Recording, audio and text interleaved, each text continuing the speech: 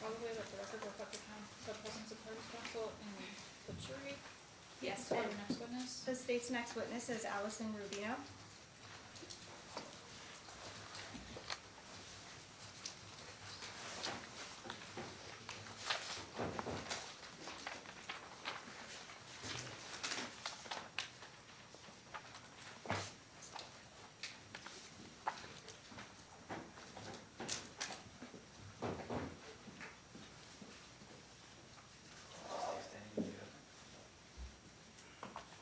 Okay, raise your hand, clerk will serve you. Do you solemnly swear that the testimony you are about to provide in this action shall be the truth, the whole truth, and nothing but the truth, so help you God? Yes. Good afternoon, ma'am. Go ahead and have a seat. If you could state your name and spell it for the record, please. My name is Allison Rubino, ALLISONRUBINO. And Ms. Rubino, where do you work? I am a forensic scientist in the biology DNA detail at the Las Vegas Metropolitan Police Department Forensic Laboratory. Can you explain what a forensic scientist does? Sure.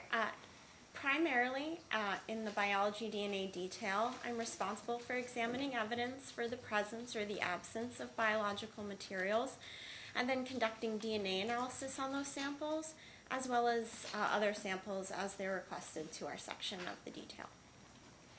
And how long have you been with Metro as a forensic scientist? I've been with Metro since January of 2014. And have you been in the same position that whole time? Yes.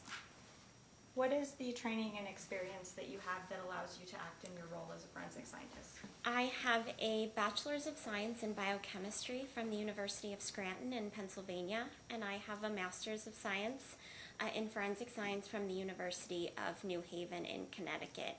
Prior to working here in Las Vegas, I was a forensic scientist at the Armed Forces Identification Laboratory in Dover, Delaware. I was there for about a year and a half.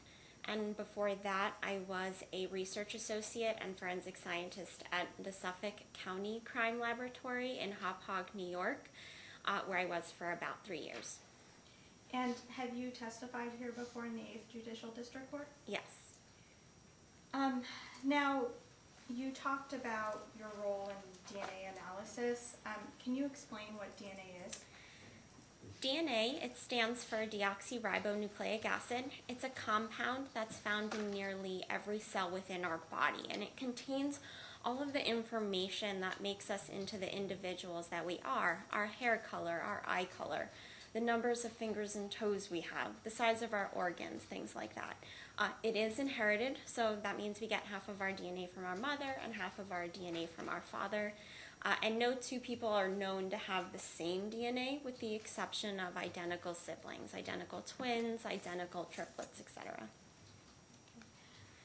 And you said that no two people have the same DNA except identical siblings. How do you determine that?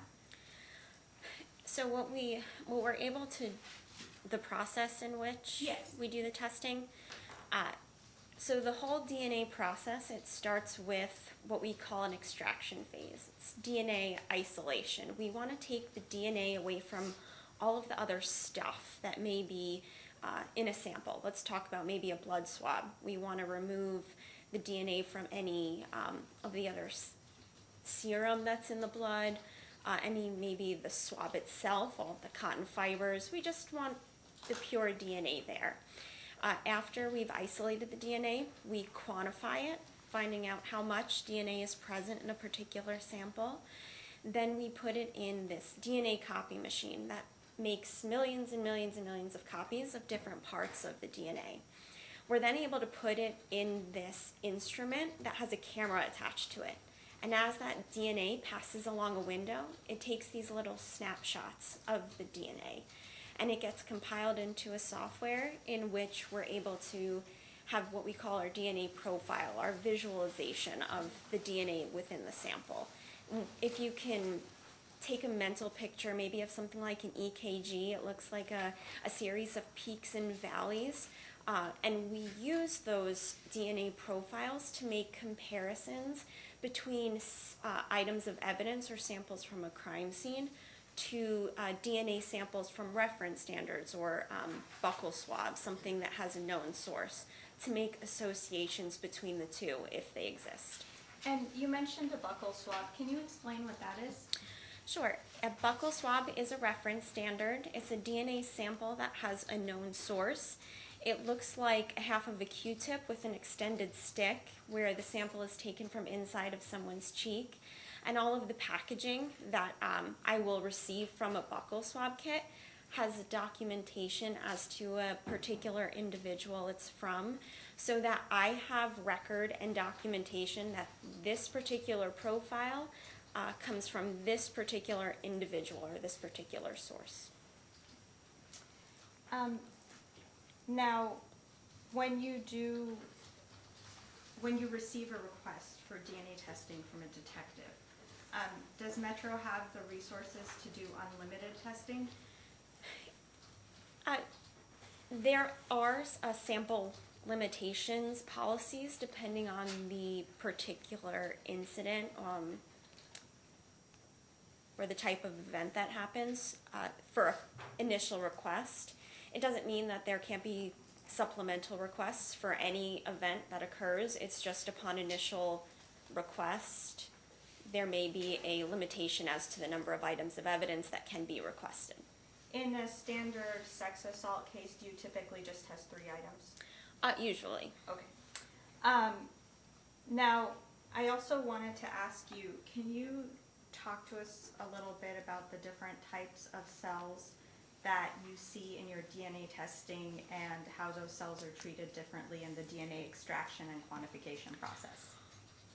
The one thing that is the main difference, or that we will see, the best sources of DNA that we currently see at the laboratory are body fluids, blood, semen, saliva. Now, most of the cells will work with our extraction chemicals or during that DNA extraction phase the same. The only exception really is theoretically when we're dealing with a possible sexual offense. Sperm cells are a little bit different, and they may not react the same way as other cells. And if you think about it biologically, that's going to make sense. Sperm cells have a job to do. They have to be able to travel through the female reproductive system and fertilize an egg. So they have to, one, be able to withstand the different, maybe slightly different environmental conditions within the female reproductive system. And when they get to an egg, not just any cell can penetrate an egg. That sperm cell has to be strong enough to break through an egg wall. So inherently, sperm cells are a little bit stronger and have a little bit different makeup than the other cells.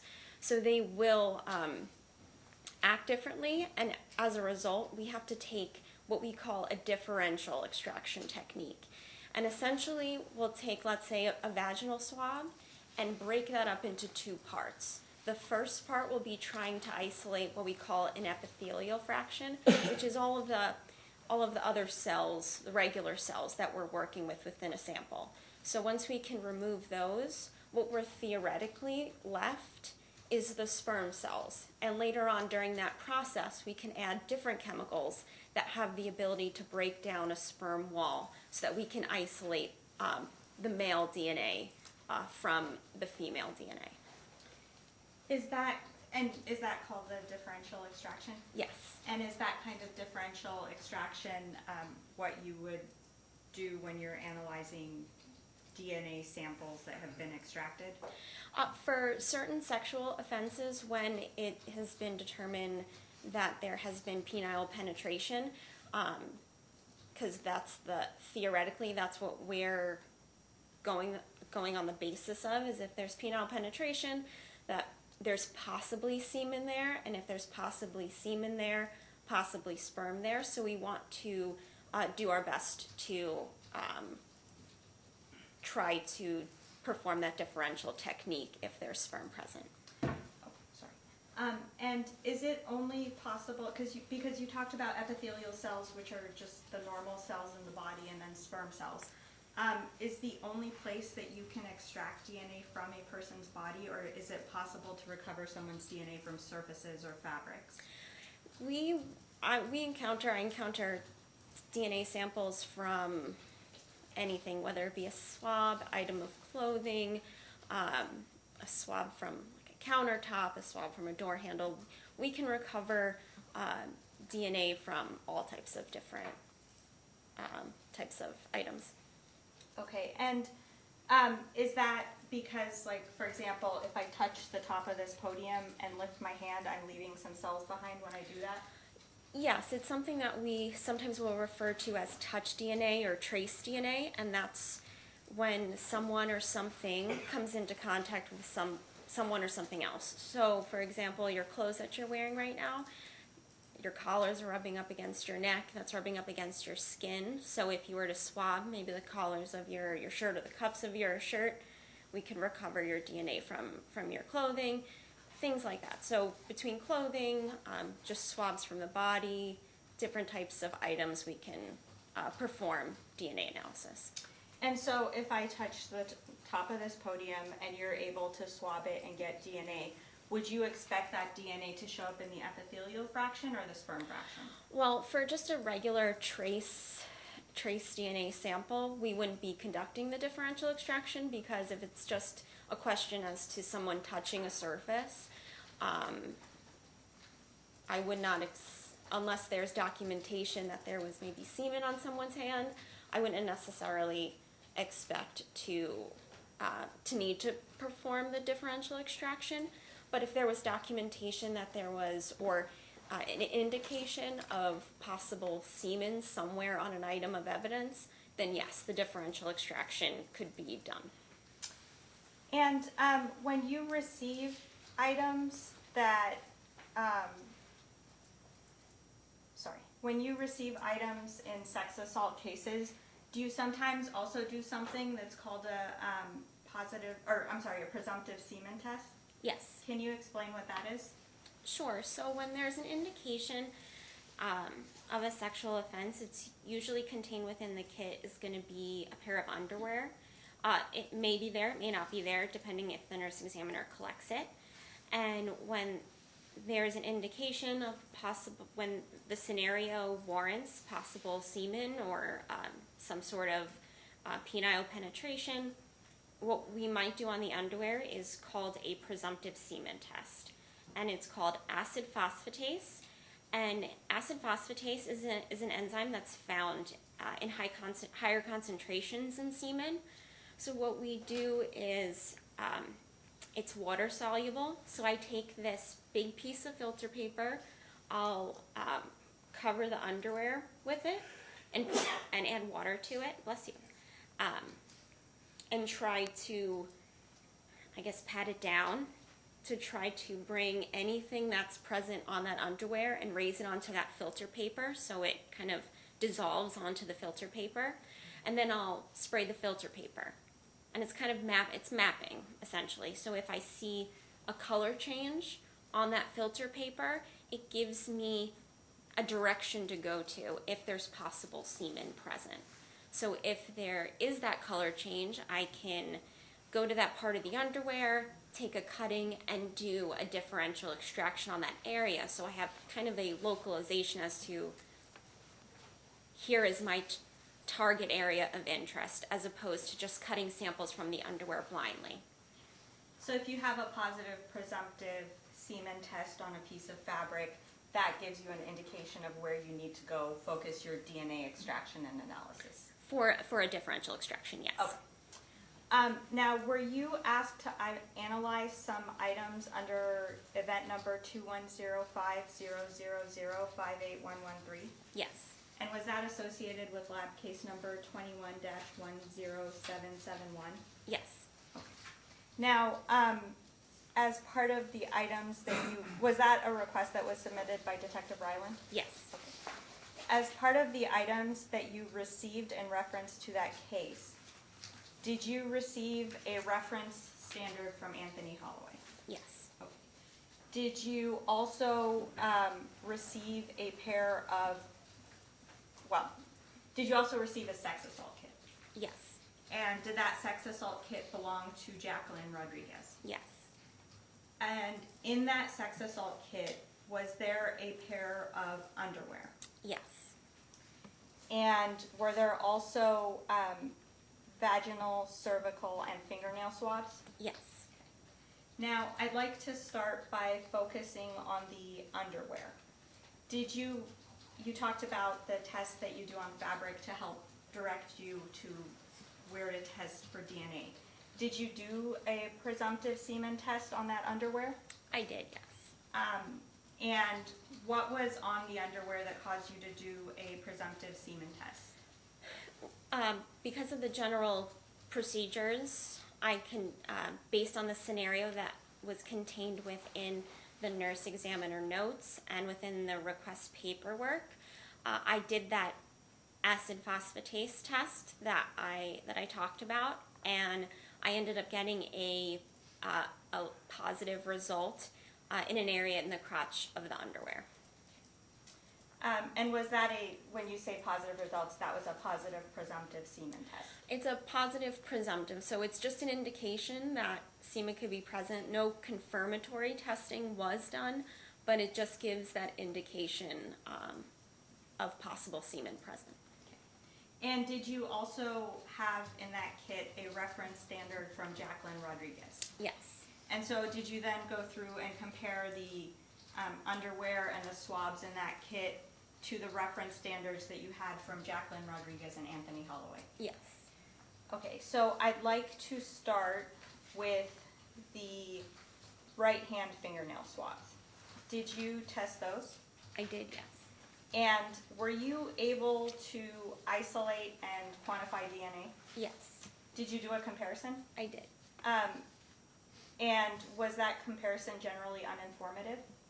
So the DNA profile obtained from the right hand fingernail swabs was a mixture DNA profile of 3 contributors, at least one of which was male. And because this is a sample that came from a particular individual, it's something that we can do is assume that that particular individual was present. So I make the assumption Jacqueline Rodriguez is present, and she was. And based on that, it was compared to Anthony Holloway, and he was deemed uninformative.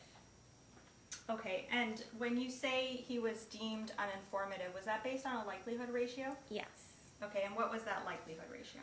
The likelihood ratio, the number is 30.1, and what a likelihood ratio is, it's a statistical calculation that compares 2 different conclusions. It's essentially answering the question, how many more or less times likely is it to observe a particular evidence profile if an individual is a contributor than if they're not a contributor. So for this sample, Anthony Holloway, it was considered within our uninformative range or inconclusive. So there was no strong support whether he could be included or excluded as being a part of this particular DNA profile. Now, did you also do the same kind of testing on the swabs from Jacqueline Rodriguez's fingernails from her left hand? Yes. And what were the results of that? This was also a mixture DNA profile of 3 contributors, at least one of which was male, and Anthony Holloway was individually included as being a part of this DNA profile. And correct me if I'm wrong, you talked about the likelihood ratio as the likelihood that that person would be included given the parameters you're testing, right? It's the probability of observing the evidence.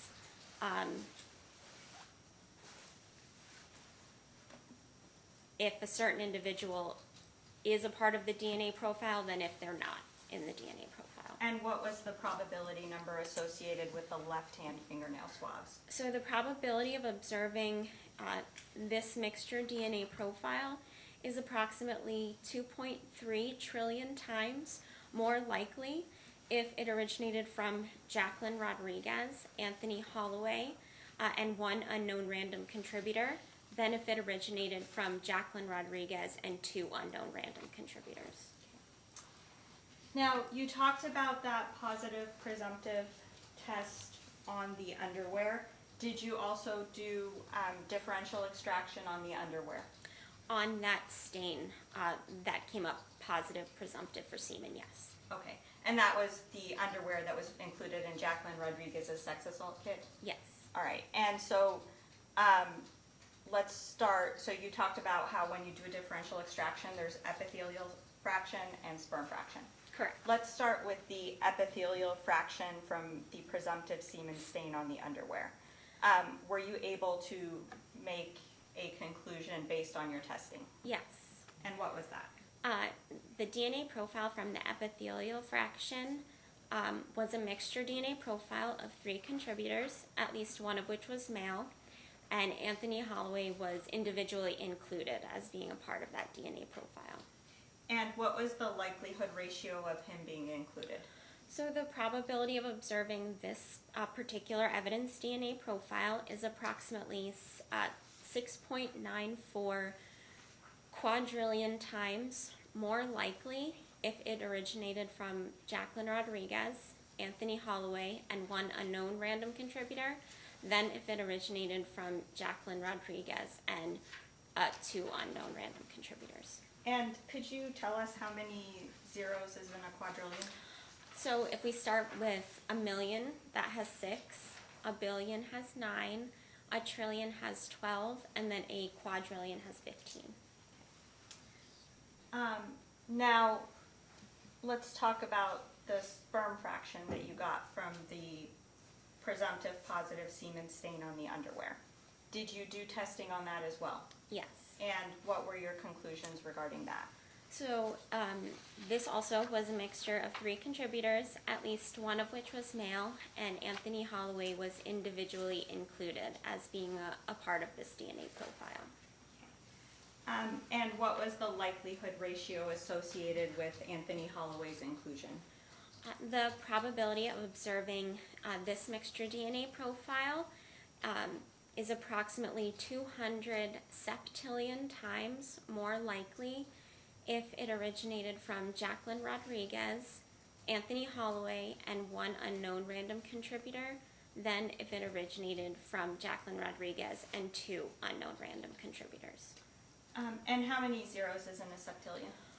Okay, so we left off at a quadrillion that has 15, a quintillion has 18, a sextillion has 21, and then a septillion has 24. Now, in all this testing, you talked about Jacqueline Rodriguez, Anthony Holloway, and one unknown contributor. Is it unusual to see DNA from an unknown contributor when you're testing fabric or fingernail swabs?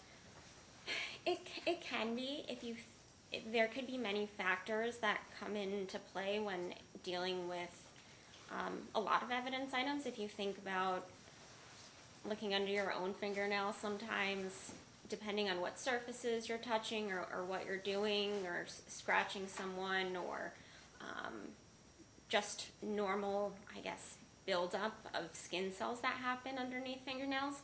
Depends how long your fingernails are. You could end up with other DNA under your fingernails. The same with clothing. Sometimes if you're living in a house with multiple people, clothes are being washed in the same washing machine or with each other from the different people. It's possible that DNA can transfer from one item of clothing to another. So, it could happen. The DNA could be transferred from another way. It's not unusual. It can happen. Pass witness.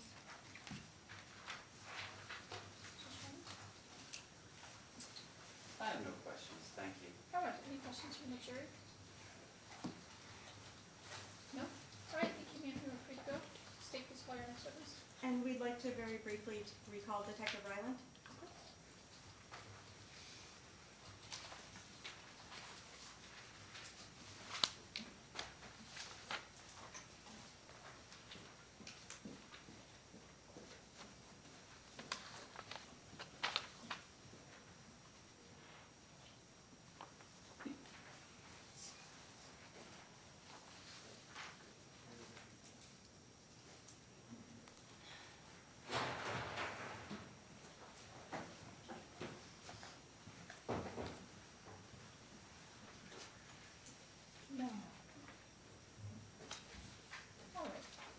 just gonna remind you that you were previously placed under oath and you're still under oath. Yes.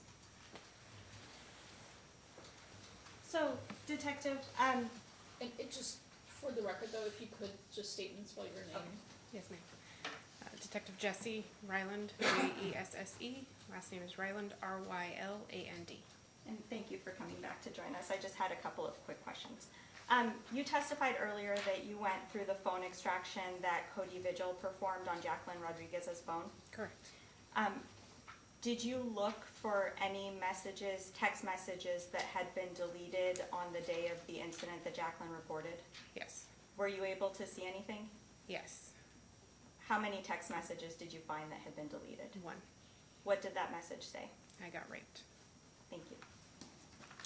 Oh, actually, one more question. I think you testified earlier that you had done, in your time as a sex assault detective, over 100 sex assault cases, is Yes. that right? Yes.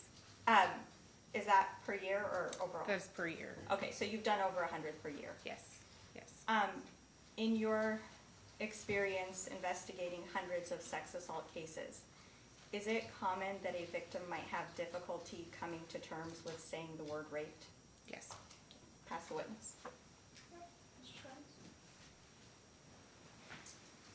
Just a quick one.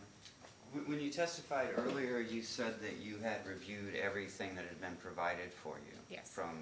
And when I asked you, I said there were no text messages that said the word rape. You said there were not, correct? Yes. In that volley of text messages that were sent between 5 a.m. and when we So spoke. during the time period that you were talking about the messages, there were no indications of that. So when was the deleted message sent? At 09:51 hours. Which, in relation to those other ones that we were talking about, would be when? After. But how long after, would you say? 4.5, 5 hours after. 4.5, later. 5 hours? Who was that text message to? It was in an because it was deleted, it's hard to tell. You don't get all of the details about the message. It was a Facebook Messenger message to an unknown person. So you don't know who that or that No. Facebook message was sent to? Correct. And it was for 5 hours after all of the other messages that we talked about before where the word was never mentioned? Correct. Thank you. You're Nothing further. Anything from the chair? No? All right, Mandy, you're free to go. All right, so I understand that the state has no additional witnesses for today? That's correct, Your Honor. Okay, so where we are, we have some additional witnesses from the state who are scheduled to come in Friday. One of the witnesses was ill, there's been a few things. So, we will start Friday at 9 o'clock. All right, is there anything else we need to take care of right now? Not from the state. I'm going to withdraw my motion to admit the audio on that. Okay. I think if we could just, there was a clip played that was muted, and yeah, I think that's sufficient for now. Okay, so we won't be admitting then that, and then,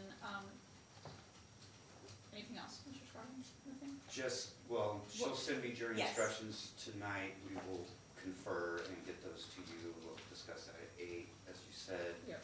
She said that she wants to see if we can, I want to try to get the custodian of records here. I would like to be done Friday as well. Yes. So if we can get someone here to get that video in, I would have him and that would be our case. So, Okay, We'll get together this afternoon and try to work out a lot of these issues. okay, great, thank you. Thank you. We'll Thank see you, Your Honor. Friday at 8 then.